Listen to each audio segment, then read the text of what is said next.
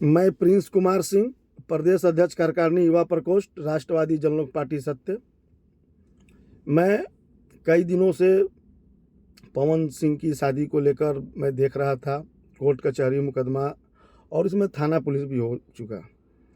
लेकिन यह चीज़ राजपूत समाज में नहीं होना चाहिए, क्योंकि हम राजपूत जो हैं, एक हमारी एक ओहदा होती है, हमारा एक सम्मान है और स्वाभिमान है। इसीलिए हमें इस जाति का नाम है और हम भगवान श्री राम के वंशज भी हैं। तो हमारे रघुकुल में भी शादी करके किसी को छोड़ देना, कोर्ट कचहरी थाना मुकदमा नहीं करना है। लेकिन फिर भी हो चुका हमारे बिहार राज्य के सबसे स्टार गायक पवन जी का। तो मैं पवन जी से पूछना चाहता हूं कि यह बार बार आरोप लगाते हैं शादी को लेकर। बहुत से इनके जो भक्तगण है हमेशा कहते हैं कि ज्योति जी भी में कुछ कमी है। तो क्या आपने जो शादी पर शादी की है, तो क्या आपका ज्ञान नहीं था कि मैं यह क्या करने जा रहा हूँ?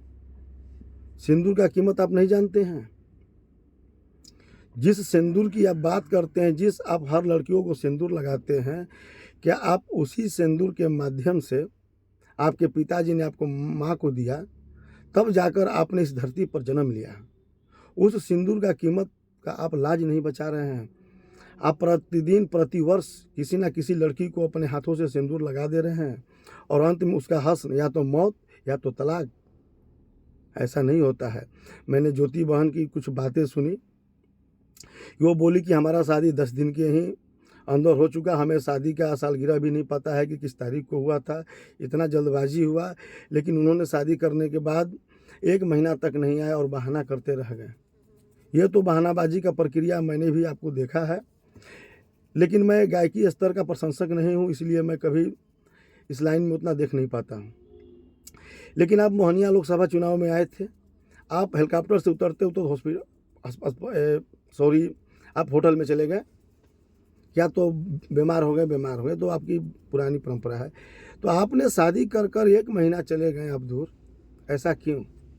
जब आपको दबाव में किया गया तो दबाव देने वाले व्यक्ति कौन थे? आपके माता पिता थे, आपके गुरु ही थे और आपके रिश्तेदार ही हो गए। तो क्या आप उनसे नहीं कर सकते थे? आप पूरे मंच पर कहते हैं कि मैं माता पिता गुरु ऑडियंस को मानता हूँ, तो कम से कम उनसे भी बोला होता कि माँ, मैं किसी और लड़की से प्यार करता हूँ, हमें कोई और लड़की चाहती है, मैं उससे शादी भी कर चुका हूँ, मेरी माँ मेरी बात को मान जाओ। तो क्या ऐसे माता पिता नहीं है कि आपकी बातों को मान सकते थे? बिल्कुल मान सकते थे, लेकिन नहीं। ये आपने इस बात को छिपाया, आपने किसी का ज़िंदगी बर्बाद कर दिया। ऐसा क्यों और कितनों को, कब तक? आपको यह पता होना चाहिए कि मेनका, उर्वशी इसी स्वर्गलोक से आकर धरती पर नृत्य करती थी। आज उनका भी समय नहीं रहा, आज भरत शर्मा जी का भी सब नहीं रहा। और हमारे भारत में कई अच्छे अच्छे बड़े बड़े कलाकार और आए और चले गए हैं, सबका सुर कैसेटों में बजता है, लेकिन अब दिखाई भी कुछ लोग नहीं देते हैं। तो क्या आप मिट्टी के बने हुए हैं? तो आपका भी तो जीवन अंत होगा, लेकिन आपका जीवन बदनामी के साथ क्यों अंत? आप स्टार हैं, आपका सम्मान है, लेकिन आप पारिवारिक जीवन में, सामाजिक जीवन में आपका कोई स्तर नहीं है। ऐसा क्यों? क्या कारण है? थोड़ा पवन भैया आपसे गुजारिश है कि आपने एक पारिवारिक जीवन में लौट कर देखिए, बहुत ही आनंद है। अंत की जीवन में जब 50-60 की उम्र हो जाती है, जब 1 गिलास पानी की आवश्यकता पड़ती है, तो अपने ही घर के कोई 1 गिलास पानी देता है, और वो देती है पत्नी, जो जीवन संगिनी कहा जाता है, जिसको 7 वचन होता है, 7 जीवन का। आप 7 महीना भी एक साथ नहीं रह पाते हैं। ऐसा क्यों?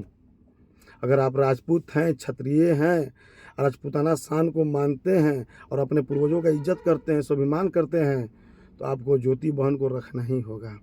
अगर आप नहीं रखते हैं तो आने वाले दिन में मैं आपके विरुद्ध बहुत बड़ा जन आंदोलन खड़ा करूँगा। जय हिंद, जय भारत, जय शेर सिंह राणा, जय महाराणा।